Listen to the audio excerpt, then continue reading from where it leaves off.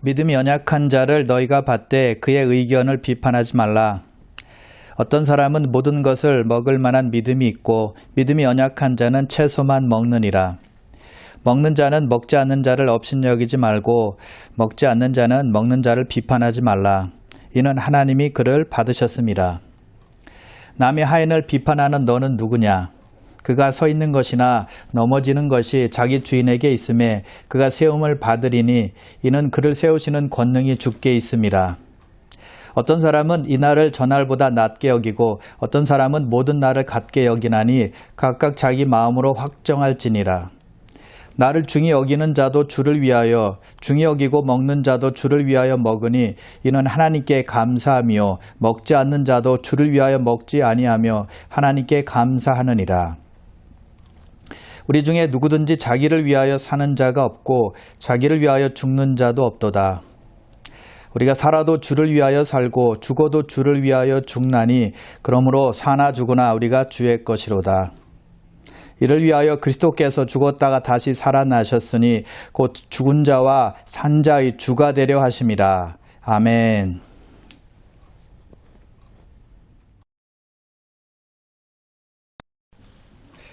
우리가 신앙생활하다 보면 믿음이 약한 형제 자매들이 있습니다. 교회마다 다 있죠. 없는 교회는 없습니다. 어떻게 하면 그들을 지혜롭게 대할 수 있을까요? 자, 오늘 그것을 본문을 통해서 알아보도록 하겠습니다. 1절을 먼저 같이 보도록 하겠습니다. 믿음이 연약한 자를 너희가 받되 그의 의견을 비판하지 말라. 믿음이 약한 사람들을 이해하고 받아들일 줄 알아야 한다는 것입니다. 우리가 신약 성경을 읽을 때 빼놓을 수 없는 것이 있습니다. 예수님께서 사람들을 사랑하는 것이고 또 예수님께서 사람들을 차별 없이 받아들이는 것입니다. 그래서 예수님께서 내가 너희를 사랑한 것 같이 너희도 서로 사랑하라 라고 말씀하신 것입니다.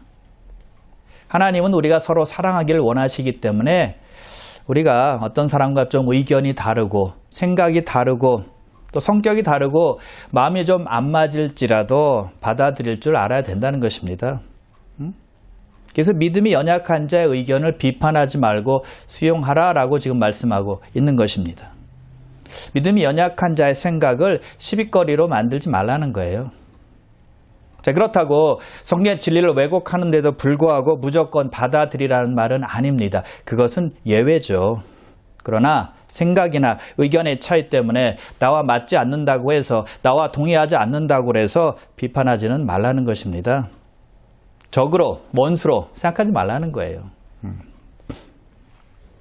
자, 여러분, 어떤 사람이 연약한 사람일까요? 자, 몇 가지로 생각해 볼 수 있겠는데요. 첫 번째는 처음 예수를 믿은 신자입니다. 초신자죠. 믿은 지 얼마 되지 않는 베이비 신자라는 것입니다. 여러분, 태어난 지 얼마 되지 않는 아기들 보세요. 얼마나 약합니까? 마찬가지로 베이비 신자는 약하기 때문에 계속 돌봐줘야 한다는 것입니다. 신앙생활 어떻게 할 수 있을지 계속 알려주어야 되고 도와줘야 되고 인도해 줘야 한다는 것입니다. 그리고 율법적으로만 사는 사람들도 역시 믿음이 약한 사람이라고 볼 수가 있습니다. 주님께서 주시는 진정한 자유를 누리지 못하며 믿음 생활하기 때문이에요. 율법에 얽매여서 모든 것을 생각하고 판단하고 행동하기 때문입니다. 자, 그리고 가르침을 받지 않아서 믿음이 약한 성도도 있습니다. 교회는 꽤 오래 다녔는데도 불구하고 어떻게 신앙생활하는지 잘 모릅니다. 왜 신앙생활하는지 그 목적도 잘 모르고 교회만 왔다 갔다 하는 분들이 있습니다. 그들에게 우리는 배움의 기회를 주어야 한다는 것이죠. 교회는 그분들을 온전히 가르칠 의무가 있다는 것입니다. 또 실천이 부족한 사람들도 믿음이 약한 사람이라고 봐야 합니다. 알기는 아는데 행위가 부족하다는 것입니다. 그런 분들에게는 섬김과 봉사를 권유해야만 하는 것입니다. 그래서 행위가 함께 갈 때 신앙이 자라나는 것을 경험하게 될 것입니다. 그래서 그런 믿음에 약한 분들이 있다면 영적으로 성숙할 수 있도록 교회적으로 또 개인적으로 도와주어야 한다는 것입니다. 자, 그래서 우리는 믿음이 좋은 사람들만 받아들이고 그들과만 교제하면 안 된다는 것이죠. 차별 없이 받아들이고 수용하고 이해해서 함께 교제하는 그러한 사람들이 되어야 한다는 것입니다.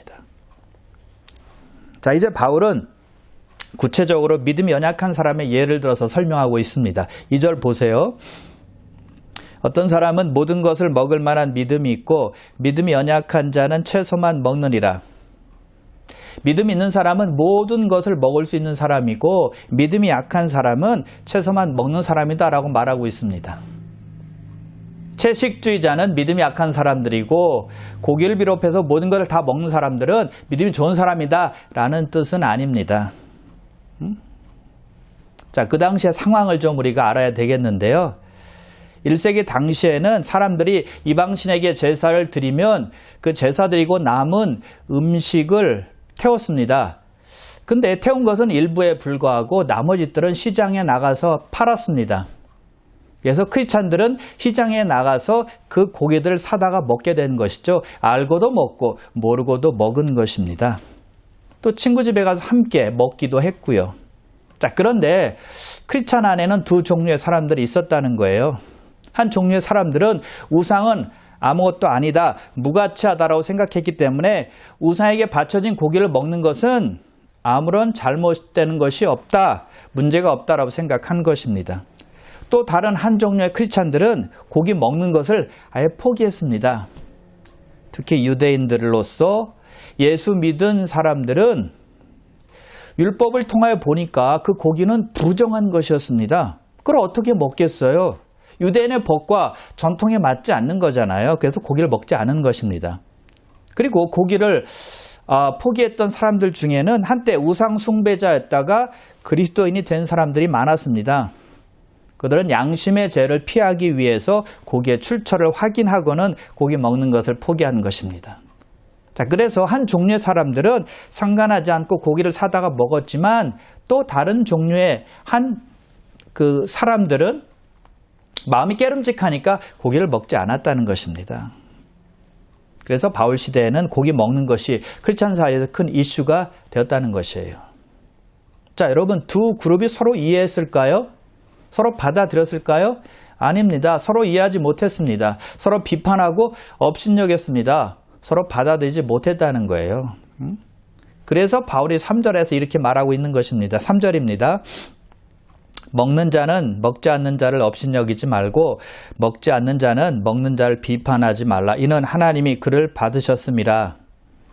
가리지 않고 먹는 자는 먹지 않는 자를 믿음이 없다라고 업신여기지 말라는 것입니다. 또한 먹지 않는 자는 먹는 자를 비판하지 말라는 거예요. 잘못되었다라고 비난하고 비판하지 말라는 것이죠. 왜냐하면 하나님께서 고기를 먹는 사람도 또한 고기를 먹지 않는 사람도 받으셨기 때문이에요. 하나님께서 받으셨다면 우리가 받지 못할 사람은 아무도 없다는 것입니다. 이해하고 받아들일 줄 알아야 된다는 거예요. 여러분, 그래서 예수 믿는 사람들 안에서는 누가 맞고 틀리고 하는 것이 아닙니다. 의견이 다르고 좋아하는 것이 다를 뿐입니다. 생각이 다르고 선호하는 것이 다를 뿐입니다. 성향이 다를 뿐이라는 거예요. 다르다고 무조건 비판하는 것은 성숙하지 못한 행동입니다. 나와 다를 수 있다는 것을 인정하고 이해하는 것이 필요하다는 거예요. 왜 우리가 다른 사람을 비난하면 안 될까요? 다른 사람을 비난하고 판단하는 것은 우리의 일이 아니라 하나님의 일이기 때문입니다. 남을 비난하는 것은 우리의 권한이 아니라 하나님의 권한이라는 거예요. 그래서 바울이 4절에 이렇게 말하고 있는 것입니다. 종이 서 있거나 넘어지는 것은 주인이 상관할 일이지 남이 상관할 일이 아니라는 것입니다. 종을 비판할 권한은 자기 주인에게 달려 있다는 것입니다. 마찬가지로 우리 각자를 상관하실 수 있는 분은 오직 하나님 한 분뿐이라는 거예요. 즉 우리를 만드신 우리의 주인 되신 하나님만이 우리를 비난할 수 있는 분이라는 것이죠. 그러므로 남을 비판하는 것은 우리의 소관이 아니라 하나님의 소관이라는 것이죠. 우리는 다른 크리스찬들을 위해서 기도해 줄 수 있고 위로해 줄 수 있고 권면해 줄 수 있고 조언해 줄 수 있습니다. 그러나 하나님의 일을 대신해서는 안 된다는 것입니다. 즉 판단하고 비판하고 심판하는 일은 우리의 일이 아니라 하나님의 일이라는 것이죠. 여기서 바울은 크리스찬들에게 너희의 차이점을 없애라 또는 너희의 다른 점을 지워라 라고 말하는 것이 아닙니다. 이해하고 받아들이라는 거예요. 자라온 환경이 다르고 성장 배경이 다르고 성격이 다르고 좋아하는 선호도도 다르고 성향도 다르고 생각하는 것이 다 다르기 때문에 똑같이 되는 것은 불가능하다는 거예요. 똑같은 생각과 의견으로 일치하라는 말이 아니라 다름이 있고 차이가 있지만 조화를 이루라는 것입니다. 오케스트라에 보면 악기들이 다 다릅니다. 그럼에도 불구하고 악기가 다 다르니까 다른 소리를 다 내지 않습니까? 그럼에도 불구하고 조화를 이루어서 아름다운 소리를 낸다는 것입니다. 그와 마찬가지로 주 안에서 한 피로 맺어진 형제 자매라는 것을 꼭 기억하고 다름을 인정하고 하모니를 이루라는 것이죠. 이해하고 수용하라는 것입니다. 자, 다름을 인정하고 수용하면 어떻게 될까요? 믿음의 공동체 안에서 쓸데없는 싸움은 줄어들게 될 것입니다. 분열은 줄어들게 될 것입니다. 논쟁도 줄어들게 될 겁니다. 아름다운 교회가 되는 것이고요. 아름다운 믿음의 공동체가 될 수 있다는 것이죠. 그래서 여러분, 본질적인 것이 아니라면 비난하고 싸울 필요가 없다는 것입니다. 목숨 걸 필요가 없다는 거예요. 죽고 사는 문제가 아니라면 그냥 넘어가 주라는 것이죠. 그래서 고기 먹는 문제도 신앙의 본질적인 문제가 아니기 때문에 서로 비난하거나 업신여기지 말라라는 것입니다. 물론 하나님의 진리를 왜곡한다면, 거짓 구원의 도를 선포한다면 절대 받아들이면 안 되겠죠. 예수님의 고난, 죽음, 부활, 승천, 재림의 메시지가 성경적인 가르침이 아니라면 동의하면 안 되겠죠. 또 믿음으로 구원받는 교리를 누가 잘못 가르친다면 받아들이면 안 되겠죠. 마땅히 거부해야 될 것입니다. 그러나 비본질적인 것에 관한 차이는 이해하고 수용하라는 것입니다. 너그럽게 받아들이라는 거예요. 또 바울은 5절에서 이렇게 말합니다. 어떤 사람은 이 날을 전날보다 낮게 여기고 어떤 사람은 모든 날을 같게 여기나니 각각 자기 마음으로 확정할지니라. 그 당시에 논쟁이 있었는데요. 유대인들로서 예수를 믿은 사람들은 자기들이 정해놓은 날들이 거룩한 날이니까 지켜야 된다라고 주장했고요. 또 이방인으로서 크리스찬이 된 사람들은 모든 날은 같게 여겨야 된다. 다 똑같은 날이다라고 주장을 했습니다. 그런데 어느 쪽을 택하든 문제가 없다는 것입니다. 잘못된 것이 아니라는 겁니다. 각자가 정한 대로 하면 된다는 거예요. 중요한 것은 어떤 날을 중히 여기든 모든 날을 같게 여기든 주를 위해서 하면 된다는 것입니다. 고기를 먹든 고기를 먹지 않든 주를 위해서 하면 된다는 것입니다. 감사함으로 하면 된다는 거예요. 그러나 어떤 전통을 위해서 한다든지 자기의 유익을 위해서 한다든지 욕심을 위해서 한다든지 자기의 자존심을 지키기 위해서 주장한다든지 하면 안 되고 하나님의 영광을 위해서 하라는 것입니다. 마음에 정한 대로 하면 된다는 거예요. 그래서 여러분, 우리의 삶은 항상 다른 사람들과 연관이 되어 있다는 것을 우리는 꼭 기억할 필요가 있습니다. 7절 보십시오. 우리 중에 누구든지 자기를 위하여 사는 자가 없고 자기를 위하여 죽는 자도 없도다. 자기만을 위해서 사는 자도 없고 자기만을 위해서 죽는 자도 없다라는 것입니다. 우리는 섬에 혼자 사는 것도 아니고 고립 상태로 혼자 사는 것도 아니라는 것입니다. 여러분, 태어날 때부터 죽는 날까지 혼자 사는 분 보셨습니까? 모든 사람은 다 다른 사람과 연결되어 있다는 것을 알 수가 있죠. 그래서 바울이 로마 성도들에게 너희는 혼자 사는 것이 아니야 라고 지금 일깨워주고 있는 것입니다. 우리가 하는 모든 것이 다른 사람들에게 영향을 미치게 된다는 겁니다. 그래서 다른 사람들에 대한 책임이 나에게 있다라고 생각하며 살라는 겁니다. 나 혼자 사는 것이 아니기 때문이죠. 그러나 여러분, 더 중요한 것이 있습니다. 아니, 가장 중요한 것이 있습니다. 우리가 살고 죽는 것은 주님을 위해서라는 것입니다. 8절 보세요. 우리가 살아도 주를 위하여 살고 죽어도 주를 위하여 죽나니 그러므로 사나 죽으나 우리가 주의 것이로다. 우리 삶은 주를 위해서 사는 인생이라는 것입니다. 우리 크리스찬들은 처음부터 끝까지 하나님께 드려진 삶이라는 거예요. 그래서 무엇을 하든지 주님의 영광을 위해서 하는 것입니다. 왜냐하면 그리스도께서 우리의 주가 되셨기 때문입니다. 우리가 주님의 것이 되었기 때문이죠. 그래서 우리가 사나 죽으나 주의 것이로다라고 말하고 있는 것입니다. 그래서 생명과 죽음보다 더 중요한 것은 주님과의 관계라는 거예요. 어떤 음식을 먹든 먹지 않든 어떤 날을 지키든 지키지 않든 가장 중요한 것은 하나님과의 관계라는 거예요.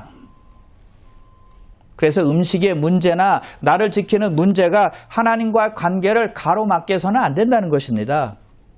우리가 아주 중요하게 생각하는 그 어떤 것도 하나님께 나아가는 것을 멈추게 해서는 안 된다는 것입니다. 하나님과의 관계를 방해하거나 막을 수 있는 것은 아무것도 없다는 것입니다. 사람들은 예수를 믿으면서도 어떤 이슈를 가지고 나는 맞다, 너는 틀리다 라고 말하지만 중요한 것은 한 가지라는 것입니다. 나는 주님의 것이고 나는 주님을 위해서 사는 것, 이것 한 가지뿐이라는 거예요. 그래서 여러분 주님과의 관계가 깊어지면 다른 문제들은 아주 사소하게 보입니다.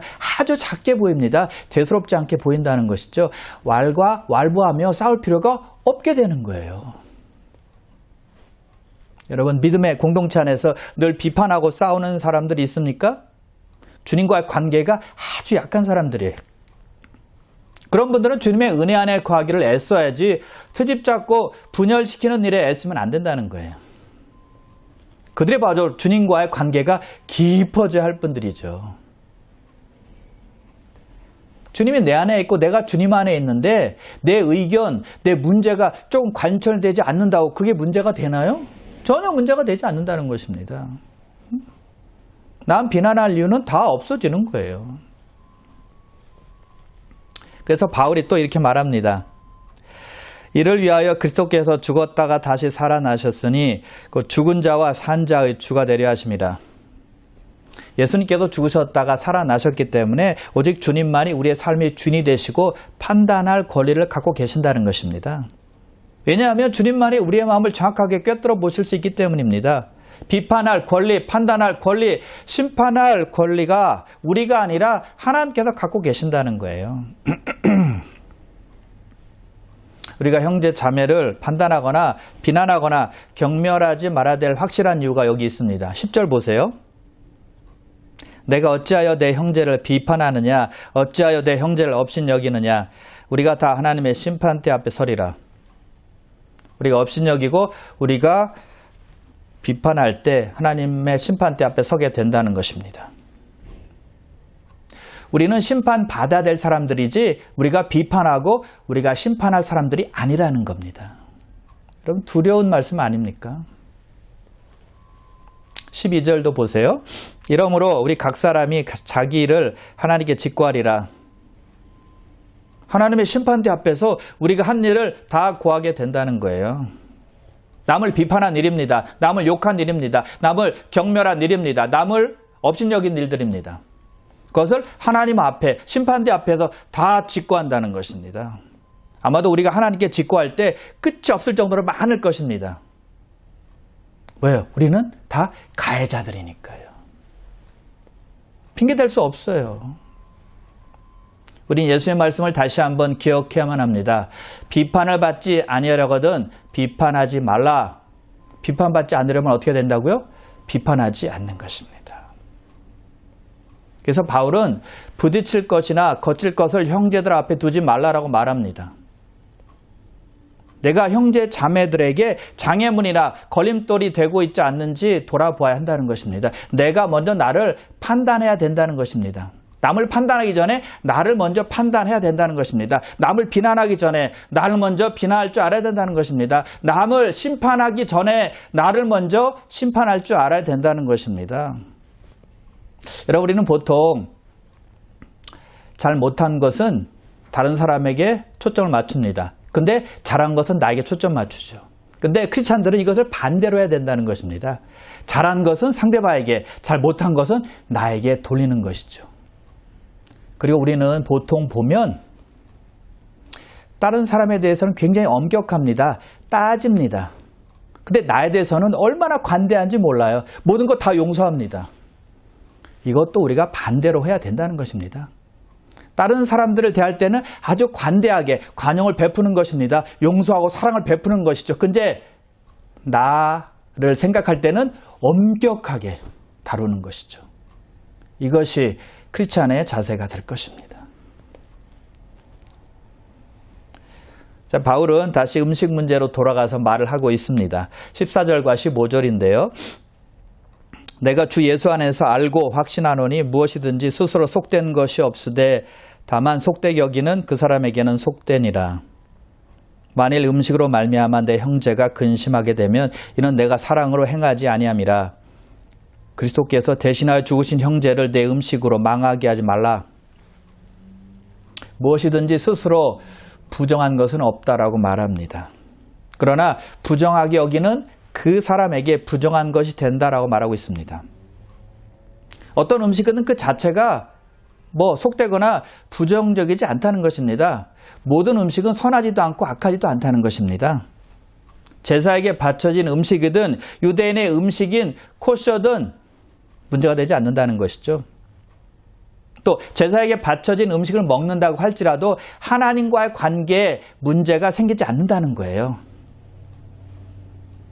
그러나 음식으로 말미암아 형제 자매를 실족하게 하는 것은 정당화될 수 없다는 것입니다. 예수님께서 우리가 업신여기고 비판하는 형제 자매를 위해서 기꺼이 죽으셨다면 우리의 마음 자세는 어떠해야 되겠느냐는 것이죠.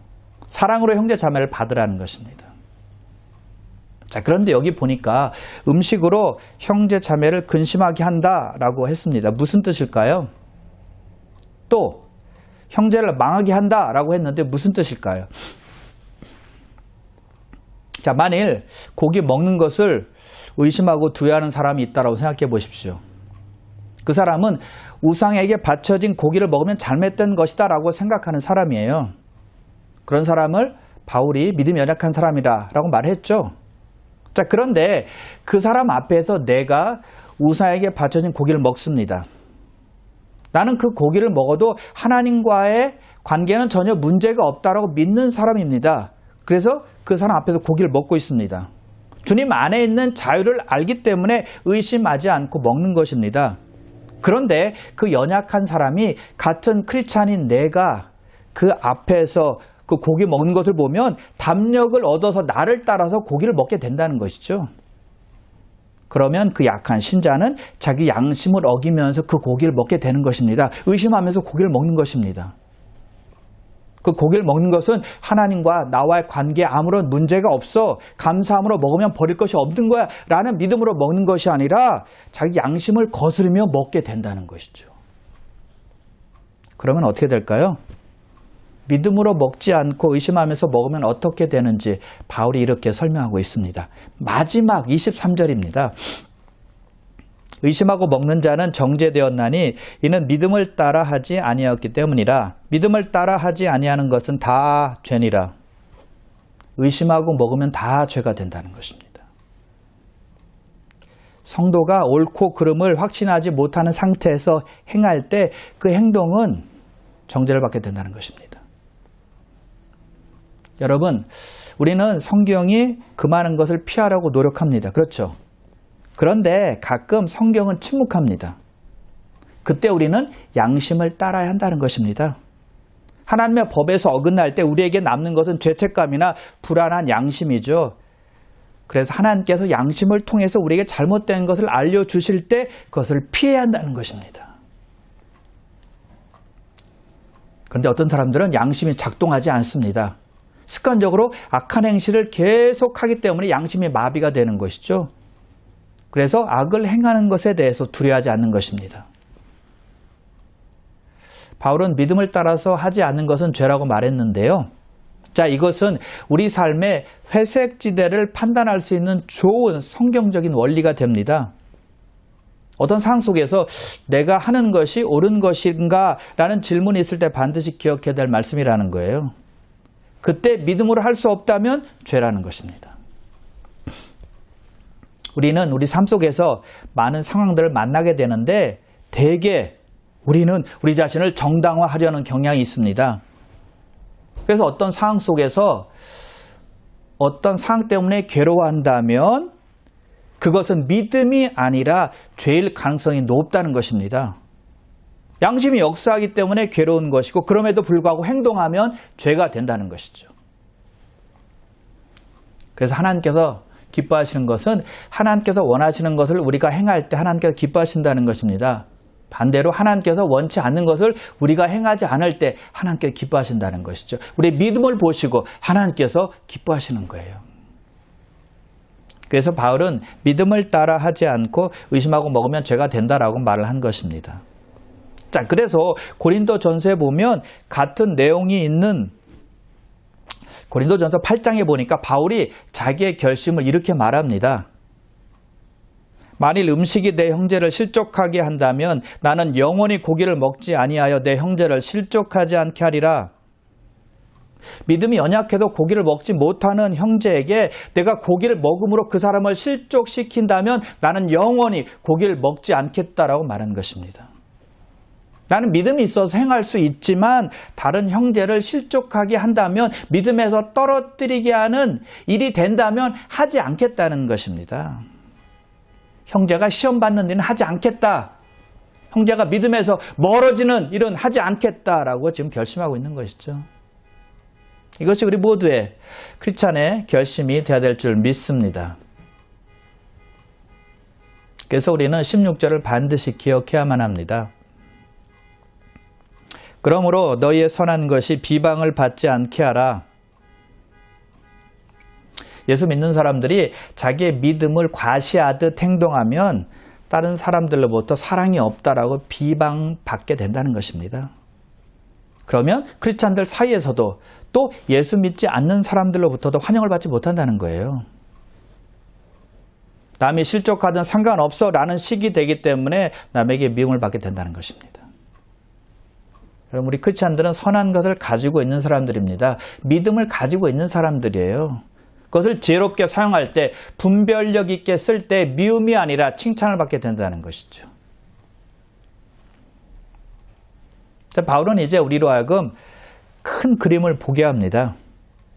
음식 때문에 서로 마음 상하지 말고 크고 높은 것을 보라는 것입니다. 최종적인 것을 좀 보라는 겁니다.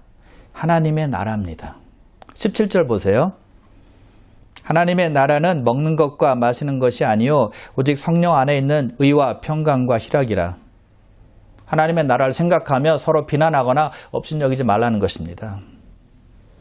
하나님의 나라는 의와 평강과 희락이기 때문이죠. 그 하나님의 나라가 이 땅에 살고 있는 크리스찬의 삶 속에서 나타나야 한다는 것입니다. 뜻이 하늘에서 이룬 것 같이 땅에서도 이루어지이다 라는 말씀처럼 말입니다. 그러므로 우리 크리스찬들은 하나님으로부터 뿐만이 아니라 사람들에게도 인정받는 사람이 되어야 합니다. 믿는 사람들로부터 그리고 믿지 않는 사람들로부터도 칭찬받아야 한다는 것이죠. 16절 보세요. 아니 18절인데요. 이로써 그리스도를 섬기는 자는 하나님을 기쁘시게 하며 사람에게도 칭찬을 받느니라. 어떤 분들은 하나님을 기쁘시게 하는 것과 사람으로부터 칭찬받는 것을 다르게 생각합니다. 하나님만 기쁘게 해드리면 되지 뭐 사람에게 꼭 칭찬받아야 돼? 라고 말을 한다는 것이죠. 지금까지 바울은 다른 크리스찬들을 비판하지 말라라고 말했습니다. 다름과 이해를 차이를 이해하고 수용하라라고 말했습니다. 즉 다른 사람들과 좋은 관계를 맺으라는 말입니다. 칭찬받으라는 거예요. 그것이 바로 하나님께서 원하시는 일이고 그것이 바로 하나님께서 기뻐하시는 일이 된다는 것입니다. 그러므로 하나님을 기쁘시게 해드리는 것과 사람들로부터 칭찬받은 것은 별개가 아니라는 것이죠. 함께 가는 것입니다. 그러므로 19절에 있는 말씀대로 화평의 일과 덕을 세우는 일에 힘쓰고 애쓰는 여러분 다 되시길 바랍니다. 고린도전서 10장 23절인데요.